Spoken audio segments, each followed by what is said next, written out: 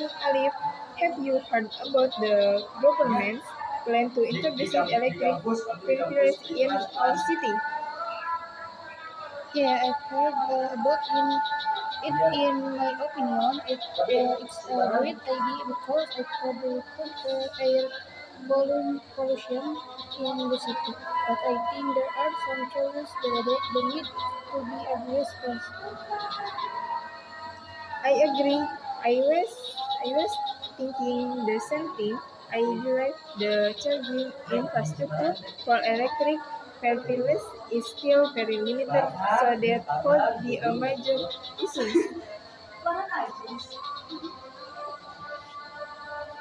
Essentially, I think the government should prioritize building charging stations before rolling out the electric cars on large scale.